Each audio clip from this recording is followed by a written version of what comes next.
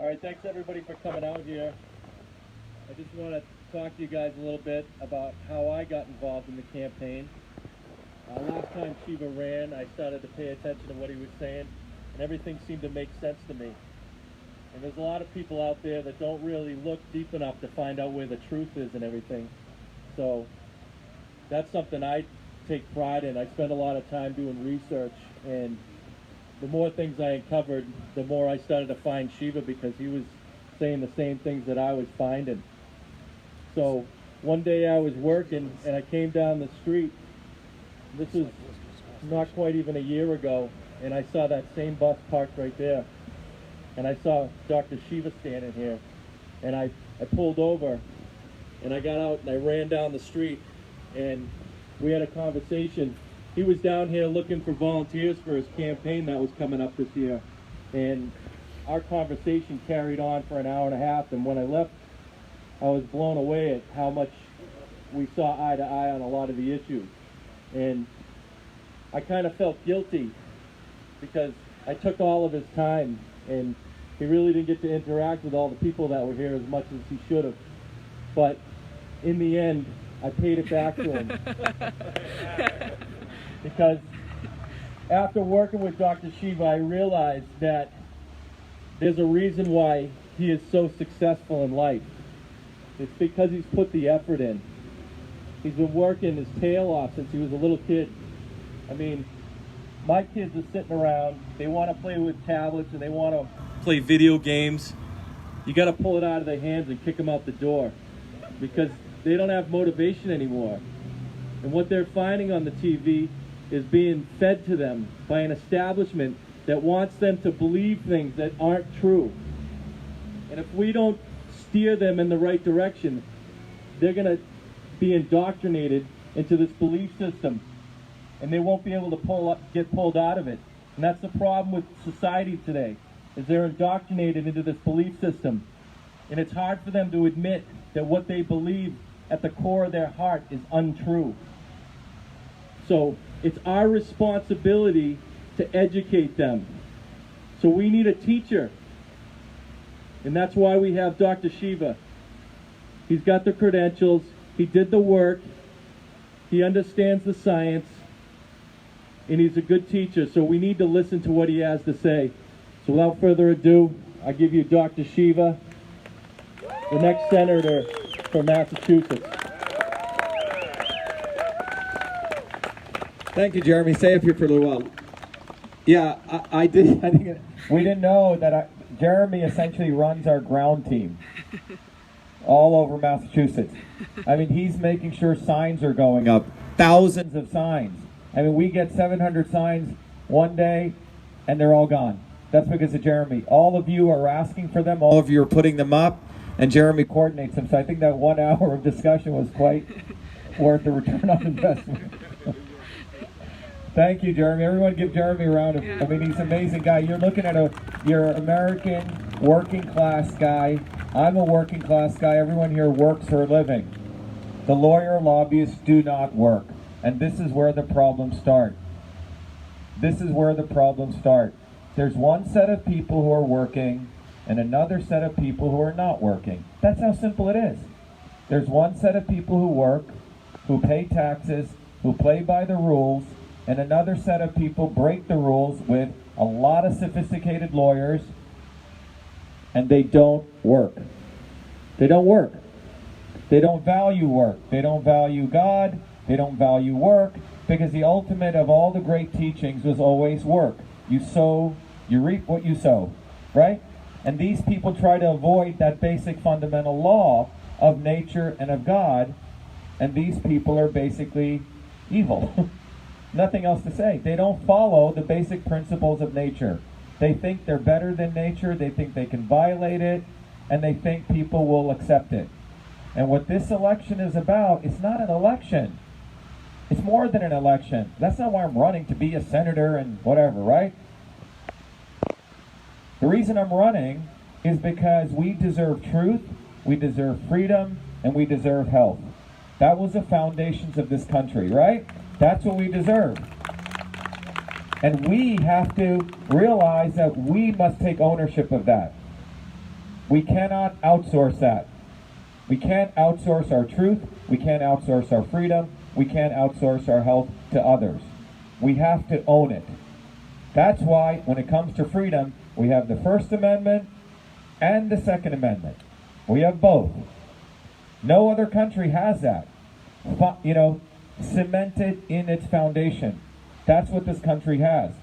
And what is happening right now is people are attempting, and they're moving fast to try to take that away. Big tech is destroying free speech and open debate and conversation. They don't want that.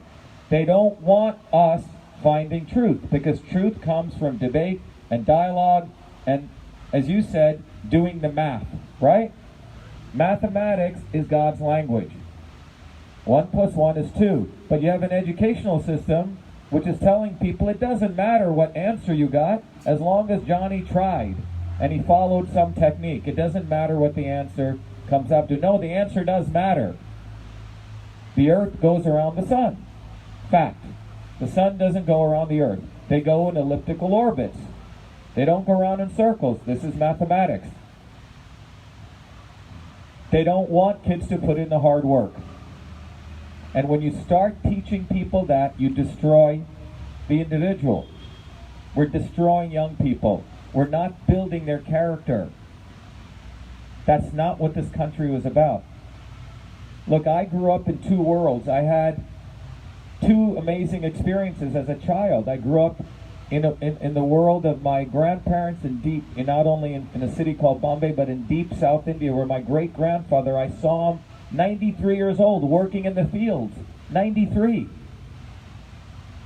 He'd get up at 4 in the morning, drink his little fermented drink, and then go out and work.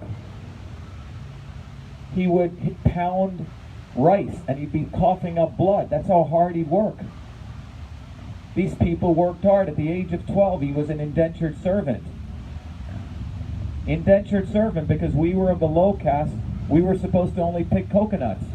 He wanted to make his fortune. He went all the way to Burma as an indentured servant, as a 12-year-old boy. Worked his buns off. The ship's captain was so amazed at how hard he worked, he let him off of his bond, which was supposed to be a 3-year bond. He worked in Burma, made his money and his fortune, and then lost all of it because World War II came. He saw an economy go from flourishing to people walking around with wheelbarrows worth of money because it was hyperinflation in the midst of World War II, with bombs going off, people living in foxholes. And then he came back to India. He went with nothing, made something, came back home with nothing. But he always held this character. He was a deeply spiritual man.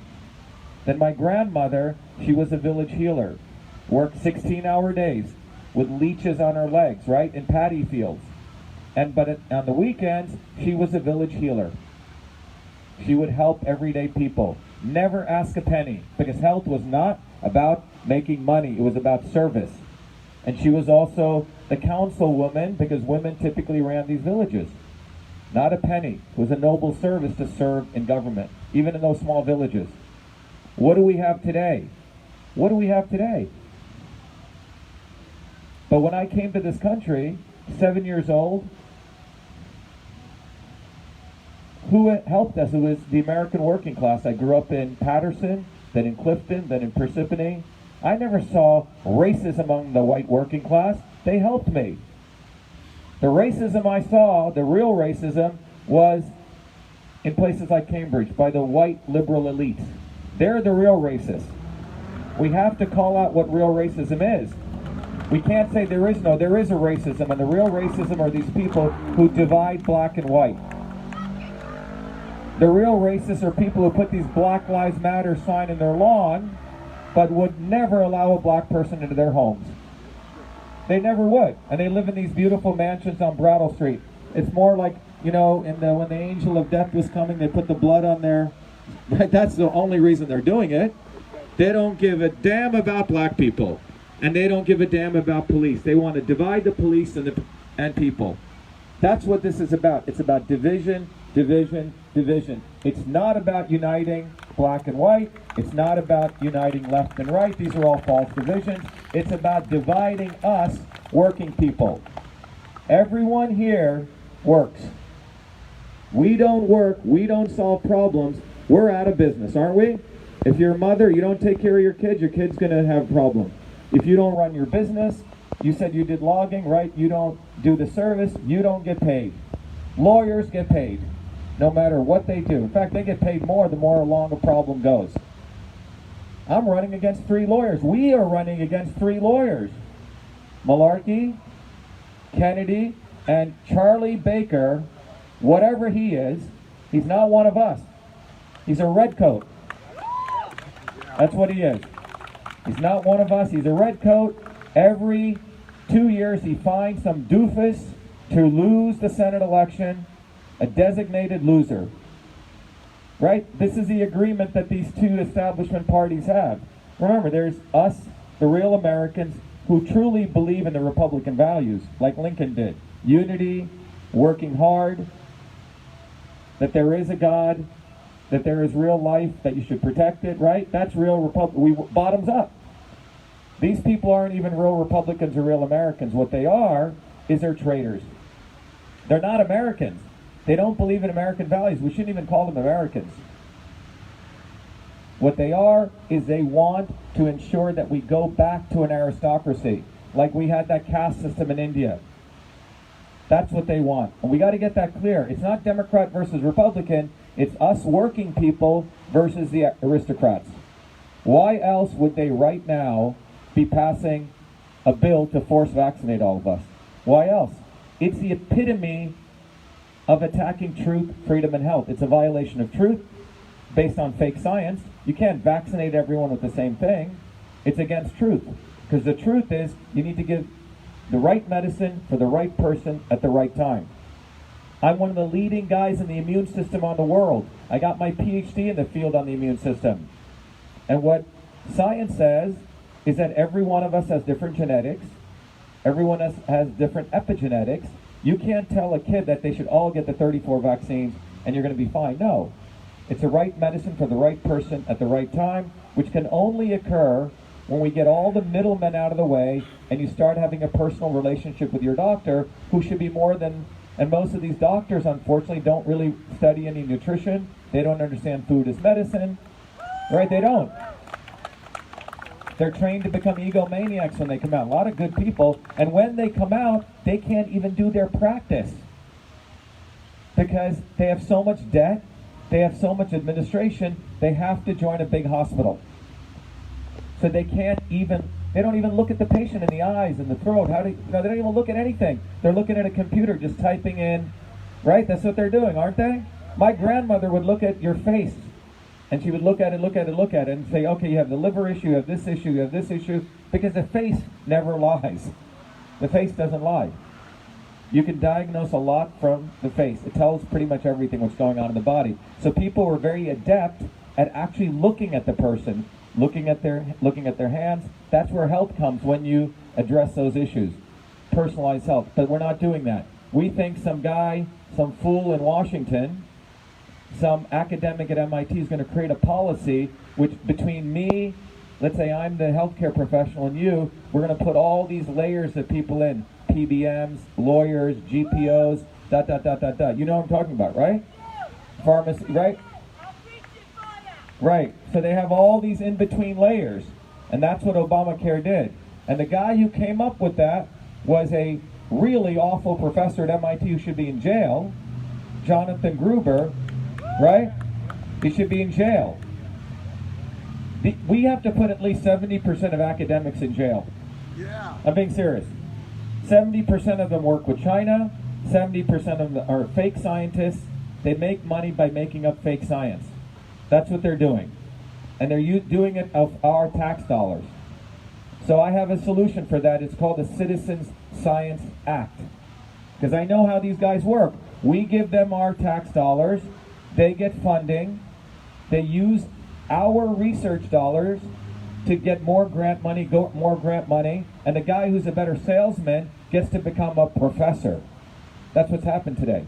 And he gets to write papers which determine the destiny of our kids, our health policy, everything, educational policy, foreign policy, all of that. Some guy just writing papers, and all he cares about is ego and control. And many of those papers, they do quote-unquote science. They gather data, and they wait until they get the right data, and then they use that data. So here's how we solve that. We fund scientific research with our federal dollars. Every time they do data or experiments, it should go into public repository. It's our data. It's our data. Citizen Science Act. I'm smart enough. You're smart enough. A lot of people know how to use spreadsheets. I should be able to download the data and see it. Look at the climate change. Yes, climate does change. It's a fact. CO2 is a greenhouse gas. Fact. Greenhouse gases do increase temperature. But the scientific question, the mathematical question is, how much? How much? Well, the truth is, CO2 is not a pollutant. But you have a bunch of people now who are incentivized. If they put climate change on any scientific paper, they're going to be funded. MIT gets $20 to $40 million in funding. So CO2 suddenly become a pollutant. Okay? Complete nonsense. And how did they do this? Let's go back to math. They didn't even do math. They have created mathematical models. And science, in science, the definition of evidence is unambiguous prediction. Let me repeat that. And if we all get this, we can challenge any of these guys. Evidence equals unambiguous prediction. What is evidence? Unambiguous prediction. What does that mean? You do a scientific experiment, apple falls from the tree, and you predict what the force is between the apple and the earth, and you do a lot of experiments over and over and over again. That's what Isaac Newton did. And he came up with a model. The force between that apple and the earth is equal to the mass of those two objects divided by their radius squared, okay? Times a constant.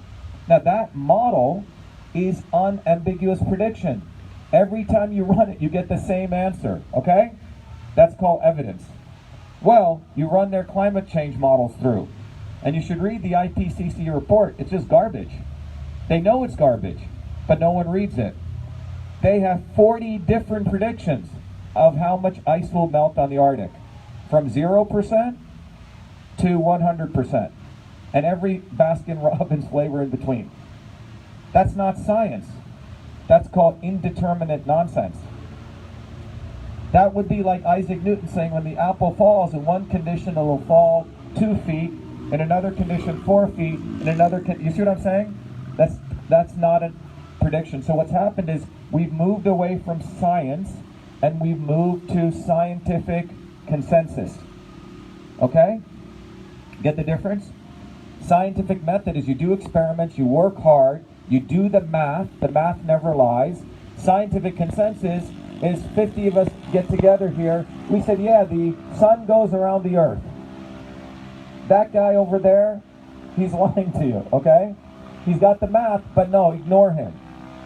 Right, that happened, right? 97% of people believed the sun went around the earth. One guy had the math, the evidence, the earth went around the sun. He was vilified. That's not science, it was scientific consensus. That's what's happened with science. It's moved towards scientific consensus. So that's why we need the Citizen Science Act. Now I figured that out because I know how these guys work. That's how we say, because fake science is a fake news behind fake news. Okay? That's right. Trump made fake news a household term. God bless him. We need to expose fake science because the fake news is coming from the fake science. Fauci, that little guy, says, right, that he doesn't say a word about vitamin D3. Do you want to come up and share what you shared with me?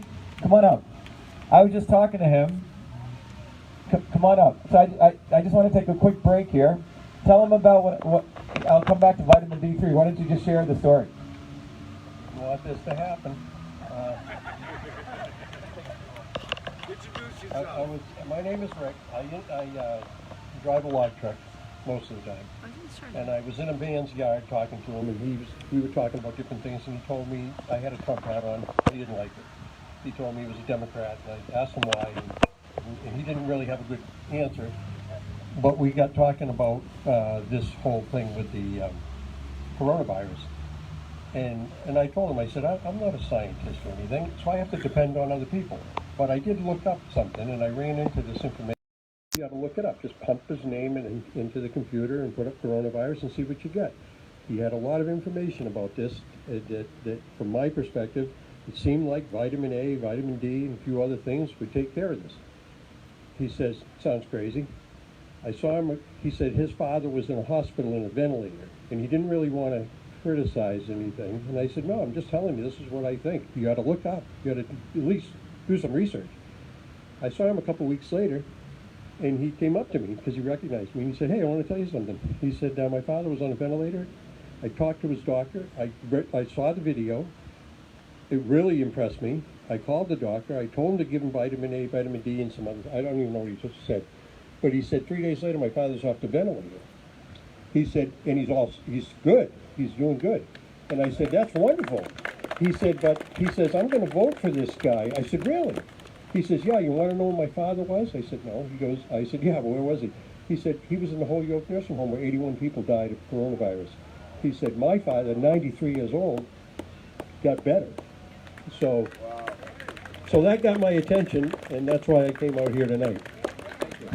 Look, truth is truth is truth, okay?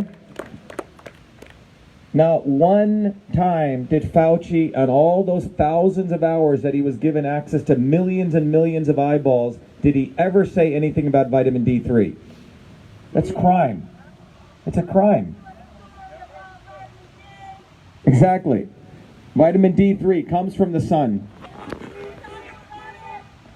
The next thing is all these people who are on ventilators. By the way, there's 88,000, it's not, you don't have to take my word, 88,000 scientific papers over the last, 50 years written on the power of vitamin D3.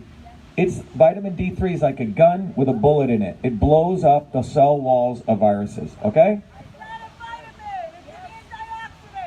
It's actually a hormone, okay? Vitamin D3 is a hormone, to be specific, cholecalciferol. But the more important point is when the sun hits our skin, your body makes vitamin D3, which through a series of chemical reactions makes cathelicidins, which are proteins, which literally blow up the walls of virus. Anyway, this is, the reason I'm telling this to you is this is science, it's real science. But not one time did Fauci ever speak about this. In fact, the video that we did, it started going viral, YouTube took it down. Okay? And Facebook. And Facebook took it down, right? Jen runs our social media. Well, we wrote a letter to the president. In that letter, you can look at it. After I started doing these videos, I got a call. I can't say whose name it is, but one of the chief economic officers in the country. And he said, Shiva, you can't tell people who I am. This is in confidence, but he goes, this was in March, right before I started doing all my videos. He said, I am serious concerned for this country that we're headed for an economic he didn't use the word depression, he said grand depression. And I was quite shocked. He said, please keep doing more videos.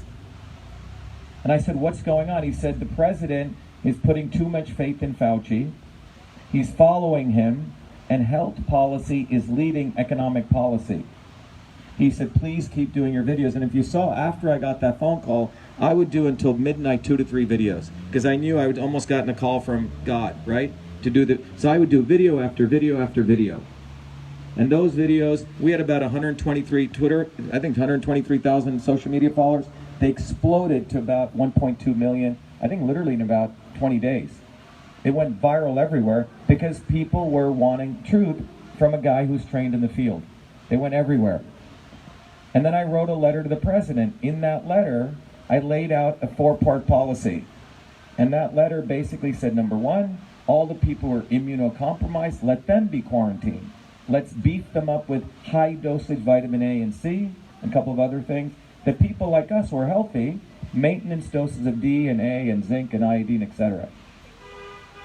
If you're eating the, you can eat K if you're not getting enough greens. But the bottom line was this. The letter did get delivered to the president. I got a call back from the White House, and I spoke at length for about an hour and a half. And I told him, look, you got a guy there who's a snake, Fauci. And I know the message got through. But the important thing is, until I exposed Fauci, no one was willing to say anything. Those credentials, MIT, PhD, did help. And I used that, I weaponized those credentials, which was necessary, not against people, but against them. And that's why this election is so powerful, because a guy like me who got all those degrees, got those PhD, is supposed to become your enemy, right? I'm supposed to be working for the other guys, but I'm not, because I remember where I came from. I remember I'm one of you, right? I came from working class neighborhoods in New Jersey where people worked their buns off. I came from grandparents who worked hard. And that's what this country was built on. It was built by us, the American working people. And we have to take it back. And guess what? No one's going to do it for us but us. We have to do this. Charlie Baker, is he going to do it?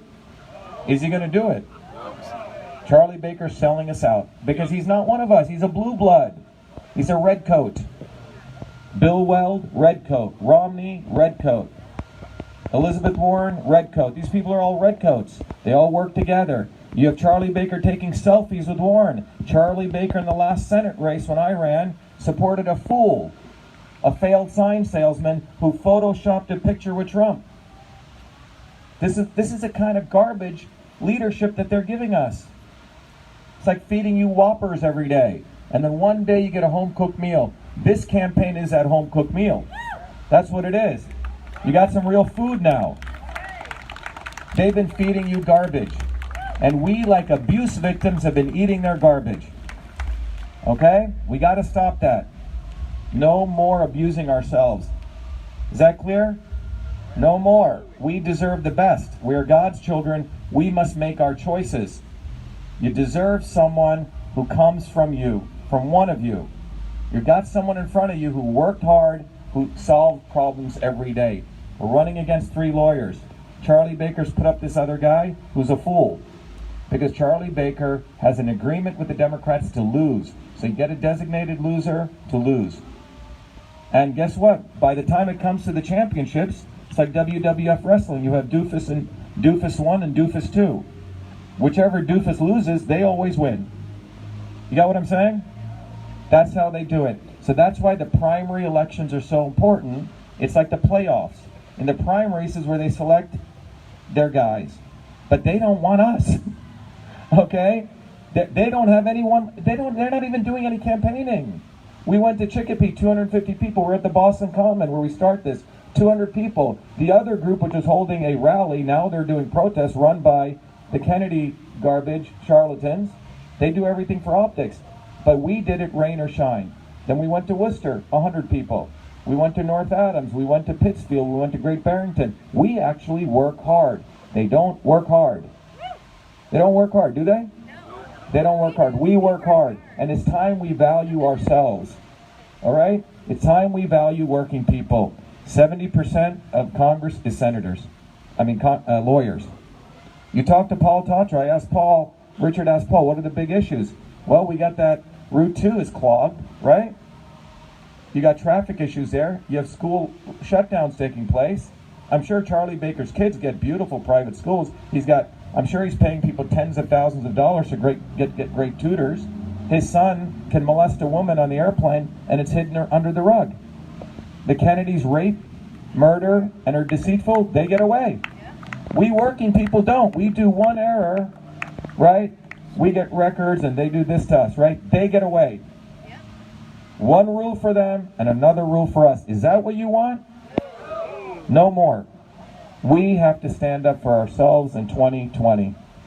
And that's what this movement's about.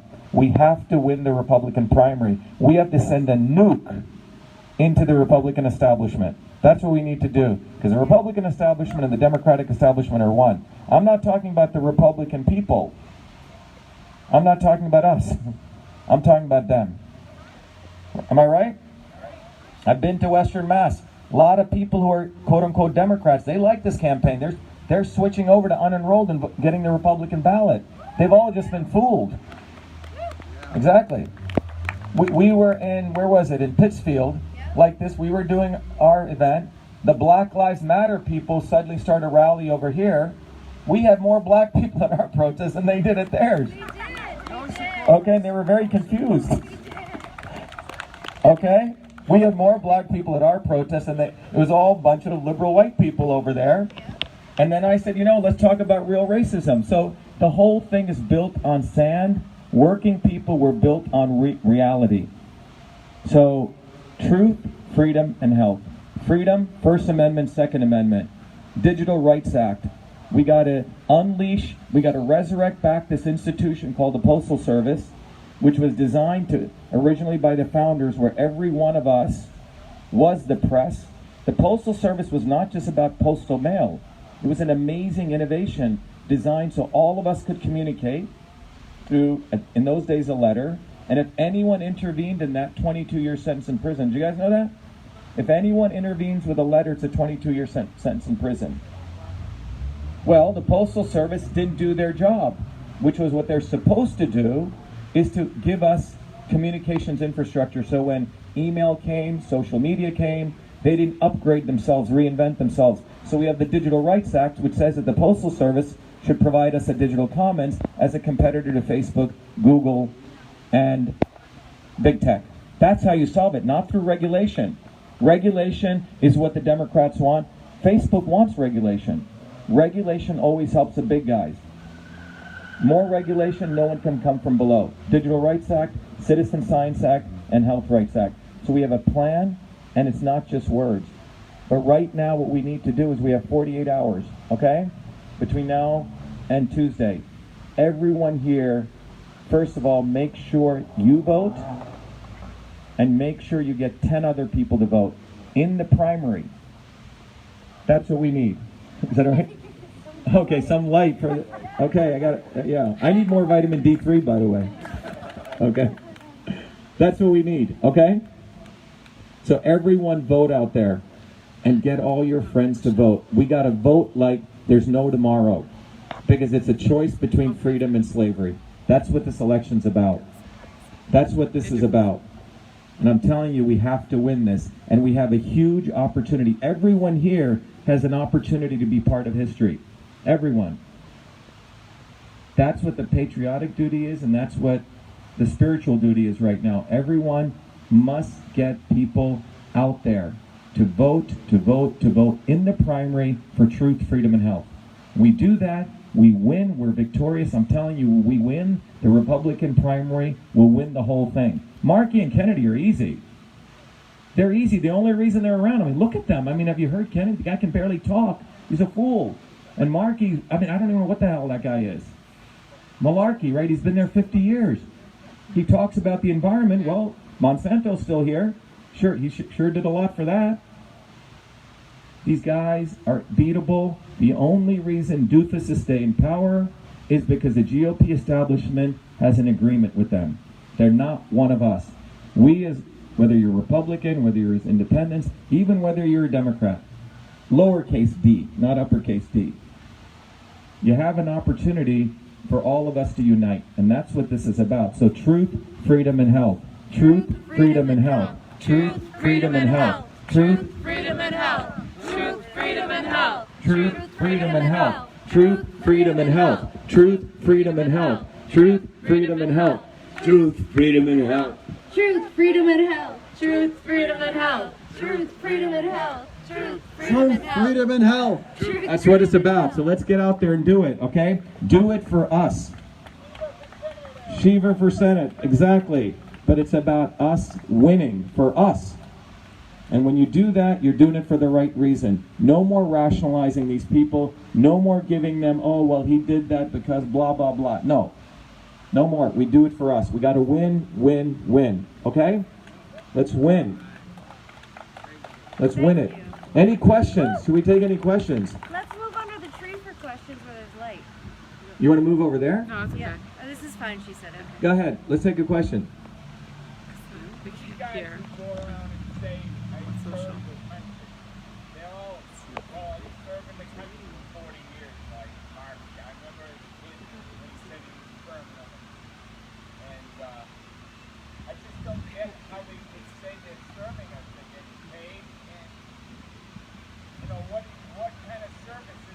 It's a great question. Everyone hear that? Can I repeat the question? He said, these guys say, he's referring to the politicians, that I serve the country. They're not serving the country. They're actually parasites. They're taking, what is service? Service means you give something and you don't expect anything in return. Okay? The goal of service in government was you had a job. You already had something over here. You had your own means. You came in to serve. That's what Washington did. That's what Jefferson did. And then you went back because you had something to do. This was a noble service. Obama didn't have a job. I don't know what the hell he was doing. He didn't have a job. Okay? He was a lawyer. Elizabeth Warren, lawyer. Romney, lawyer. Bill Weld, lawyer. Go down the list. Lawyer, lawyer, lawyer, lawyer, liar. Very closely related, okay? These people weren't, they didn't have jobs. They came into government because that was their job. They made it a job. It was supposed to be service. They haven't been serving us.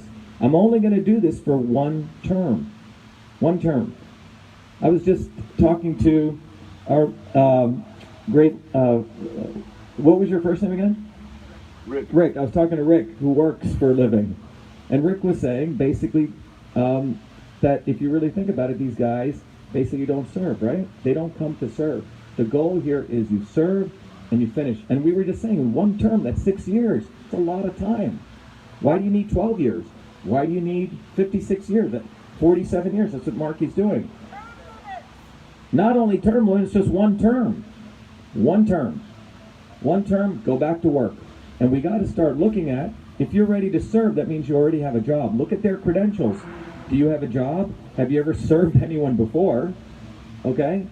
Have you ever worked? So we got to start, So we got to start looking at people's credentials. What did they actually do? When they say they can fix something, have they ever fixed a lawnmower? Have they ever solved a problem? Do they know how to fix anything? Okay?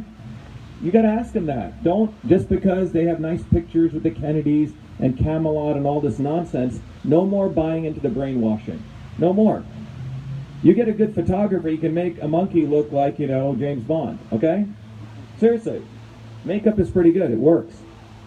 So, no more PR. We start listening to our gut instincts and what these people are doing. Thank you. It's a great question. They don't serve. They steal. Another question. Go ahead. I have a question. Yeah. So I have a huge problem with this mandatory vaccine that they're Yep. doing for the kids. I have 2 kids, and I chose the hybrid plan in my town. But I just got an email from this that even if they do this both, staying home and learning at home, they still have to do the vaccine, and I'm totally against it. How can I decline the vaccine? Or what do I need to do to decline it? Yeah, so here's a good question. So some of you may know, since I was a 14-year-old kid, I did some of the earliest research on SIDS, babies dying in their sleep.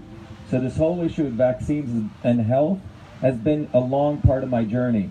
When I started learning about what was going on in this anti-vax movement, right? What I found out was for 15 years, the reason why are we even at the stage why we even have mandatory vaccines? How did we get here? What's that? Big Pharma. But there have been so-called leaders fighting this, right? Who has been fighting this? The Kennedys. All right, so you would think after 15 years we would have gotten some victories, wouldn't you? Right. Wouldn't you, right? So if you're funding these organizations to fight for you, you would think you should get something. Look at the Breast Cancer Foundation. Have we solved breast cancer? Have we solved it? Let me ask you again, have we solved it? No. We haven't solved it. But what has happened is the Breast Cancer Foundation has used cancer to build themselves into a $1 billion foundation, where the leader of it gets paid $9 million. Do you know that? As a pension. Well, every time there is something against us, it seems foundations get created, and they never solve or fight for us. They make money off of it. That's what Robert F. Kennedy, Robbie Kennedy, I like to call him, has done. Citizens Health Defense Fund. run by him, has been saying, I'm against vaccines. No, he actually says in a video, I'm pro-vaccines, and I want to make sure everyone's vaccinated. And yet, he has misled this movement. And the reason we're here is because these people have misled the movement, and they've been negotiating with our enemies. So the fact that we're even here after people have outsourced our fighting to them is what the real issue is. And so when I got into this movement, I said, wait a minute. First is, you guys have been fighting this movement the wrong way. You're negotiating with the people who are our enemies. Bobby Kennedy says, oh, we got to go talk to the Democrats. I know them, let's work with them. I said, no, we got to build a bottoms-up, militant, defiant movement. He lost in New Jersey the medical exemptions. New York. He lost in California.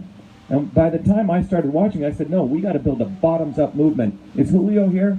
Julio will tell you. We won in New Jersey because of my leadership. I said, we have to build a militant movement. We had thousands of people screaming, protesting, and that's what stopped them. They got afraid.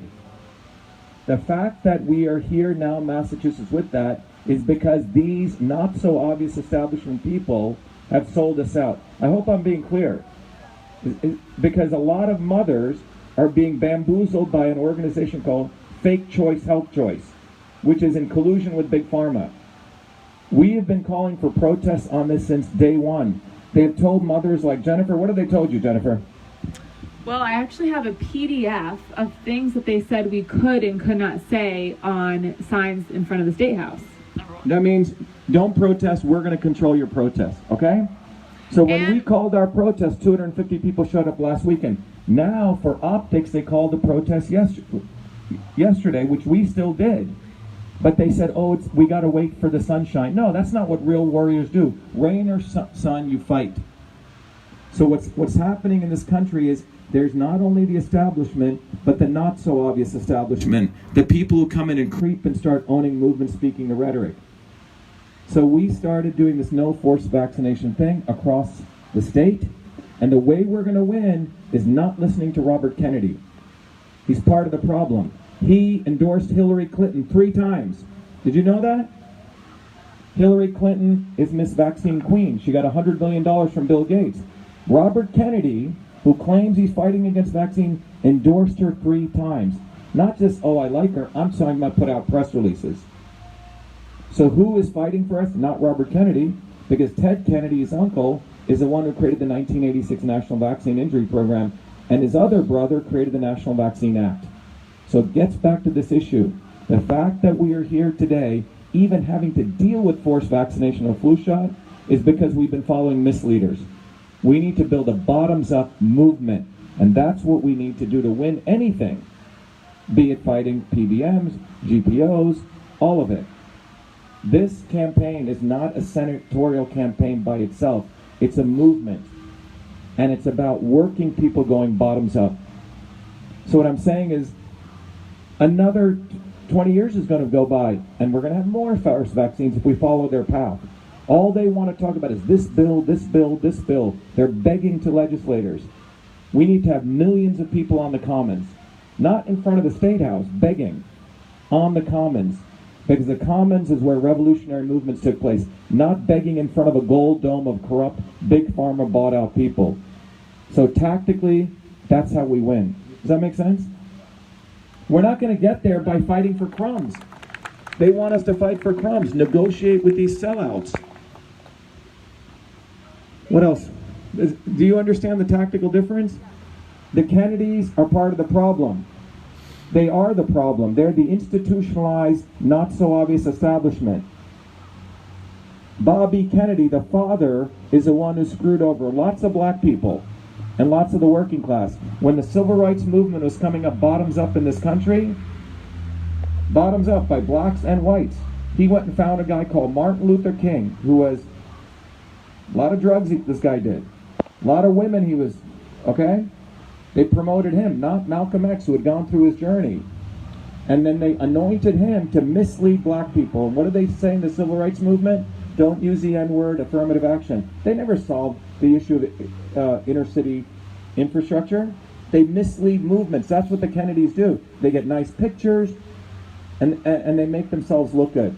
When I was here last time in Leominster, I think Paul told me, hey, Joe Kennedy's coming over to this homeless shelter. He's announcing his candidacy. You should also go announce. I went over there. This was a year ago. That guy shows up, and you know what it was? He was in there doing photo opportunities with poor blacks, poor veterans, and then he leaves. And I say, hey, Joe, what do you have to say about the fact 18%, Massachusetts has the highest homelessness rate, 18% increase. You know what he said? I don't know anything about that. I'm telling you, we got to wake up. We can't be putting this faith in Hollywood pictures, okay? Brighter. We can't be misled anymore. These people aren't one of us. The Kennedys are not one of us. They live in Malibu. They party all day. They're heroin addicts. They can get away with murder. And you see, that's who they are. Next.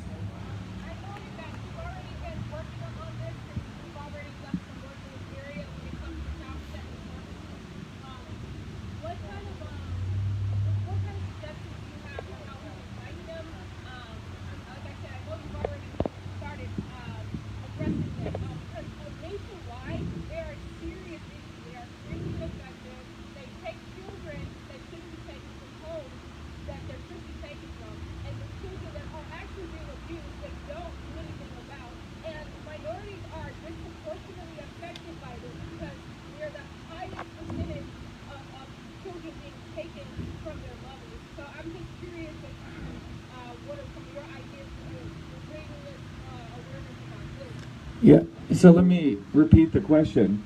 The question is a great question. By the way, people are welcome to come up here. Let me just lower this a little bit. Yes.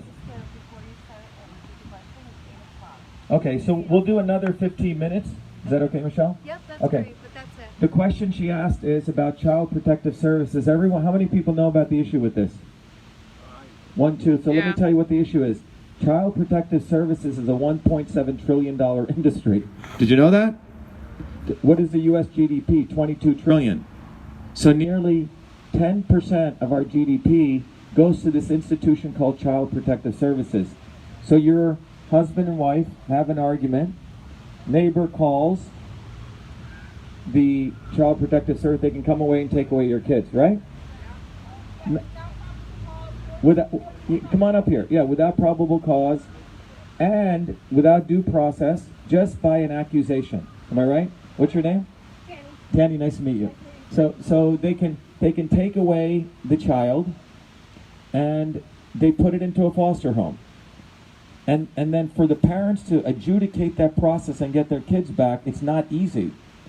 Meanwhile, there's incentives, monetary incentives, to keep that child in foster care for up to a year.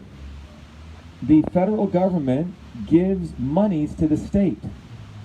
And then the state gives monies to a whole layer of people. I mean, we could take 5 days to explain this, but bottom line, there's incentives to separate the child from the parent. Monetary incentives.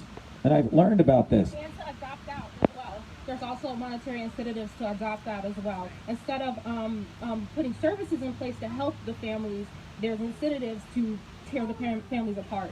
Yeah, at all levels. But the bottom line is this is no different than everything we've been talking about is top-down governance. The government involved in vaccinating you, the government involved in controlling your children, the government involved in every which way. And the reason this happened was people like Hillary Clinton, left and right, establishment people allowed this to take place. Because there's so much money involved in here, $1.7 trillion.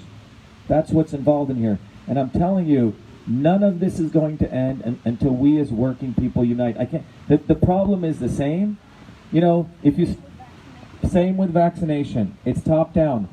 And the people that we are electing as leaders, they try to break this up into individual problems, but it's the same problem. You know, if you study ancient systems of medicine, you'll find out that all disease is one disease. And all solution is always one solution, which is food as medicine. And when it comes to political problems, I'm telling you, it's the same thing. The entire disease of politics is the same issue. It is a finite set of people who think they're the kings and we're the peasants and they control us and they will take a piece of our hide. When it was the king, he gave us a little piece of land, we worked, they took 30%. Now they want to take 60% or more and they want to control our lives. They're doing it to families, They're doing it what's going to go into your body at every level. Because why? We allowed this to take place. And how do we allow this to take place? We were misled by misleaders. People like the Kennedys. Because they did good photographs. I'm telling you, that's what's happened. We allowed ourselves to be misled by people like Barack Obama, who created Obamacare, which he knew was going to fail. And that's what's going on. They brainwash us, and you got to look at who they are. We have to fight this. It's the only solution. I'm saying it's all the same disease. They use COVID, and most likely they will use this vaccine as a way to say, okay, you're not a fit parent if you choose not to vaccinate your child. This is a serious issue because, they're coming in and they're telling us what we have to do to our children and how, not to our children, but they're making the choices for us, essentially, as far as how we should raise our children. And it's the state telling us what and how to raise it. And another problem is this is nationwide. There have been many states that have called, and Minnesota have called for the removal of child protective services altogether. I'm not saying that they need to be removed, but there needs to be serious reform. Their whole code, they have a law of how they should act. That needs to be, redone completely because it is in their law to do the things that they're doing. Their handbook, I don't know exactly what it's called, but the way that they should act is written within their program. Yeah, I think one of the most important things you're bringing up is they create the narrative in every one of these issues. And I want people to get this. What she just said is really important. They create this story, which is that parents aren't fit to take care of the parents. The state knows better, right? They create the narrative that you can't make decisions on what food or what vaccines your kid need. The state knows better. The state knows better at everything. You don't know anything. And those theories that they use, guess what they're created? Guess where they're created? Guess where they're made? They're made in Harvard University. They are. Because they pay professors, the guy who created Obamacare or at MIT, they're created in academic institutions. There are professors who create these narratives. And most of that is done at MIT and Harvard. That's where the real thinking gets done. The real evil, because before action, there's thought. So a lot of the stuff that you're talking about, right? There's a woman who's saying we should eliminate homeschooling. Where is she from? Harvard University. She's running a conference on it. They do all the testing here. Massachusetts is a center of quote-unquote innovation. Innovation of child protective services, innovation of vaccination, innovation of eliminating homeschooling, all of that. Their theoreticians are here. And no one calls them out because by the time they get their PhDs, they're sold out.